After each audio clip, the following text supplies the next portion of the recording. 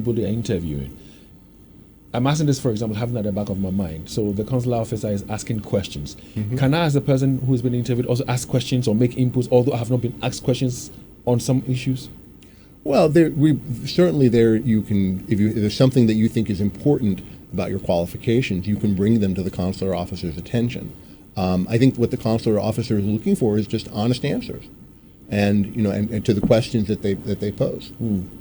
Leo, you coming up? Yes, I want to be a little bit more clearer on your ties, the ties that you have back home.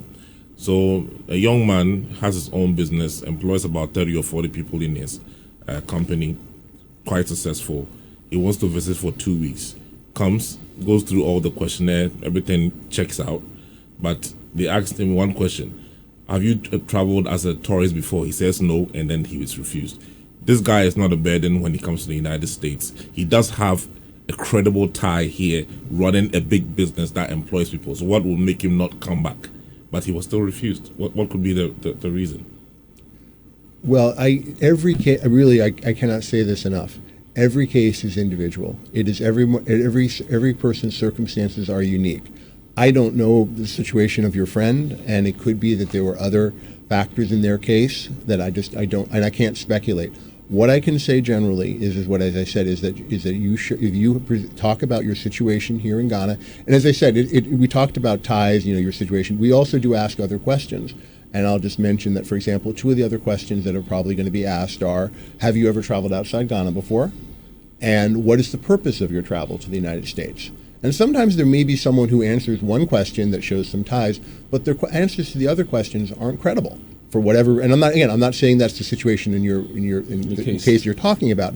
I'm just saying that they look at all the answers to the questions, and maybe the answer to one question may have been satisfactory, but the other answers may raise issues or doubts in the consular officer's mind. And under the law, it is the burden of the applicant to show that they qualify for the visa. If the law says that if the officer is not satisfied that they qualify, they must refuse the visa application. Can the applicant raise concerns, challenges? Can the person, for example, you're not satisfied with a particular consulate officer and how he or she conducted him or herself? Can you raise concerns? Which office do you address your concerns to? In those circumstances, you should contact the consular section via email. If you feel that you were not treated fairly by the consular officer, then of course I would look at that situation myself and take that into account. Now, obviously, the complaint simply can't be that you were refused the visa. But on the other hand, if someone feels that they were actually treated unfairly, or the consular officer did not treat them with respect, we would take that situation seriously. Well, the voice you are listening to right now is the consular chief with the U.S. Embassy here in Ghana, Accra. His name is Elliot Fertik, and he's trying to help us understand and appreciate what goes on into the visa applications, what is required of you during the interview sessions, and why people are refused visas and all that. He said a lot of things already. If you're listening to us, you have your own set of questions you want answers to, why don't you call us on 032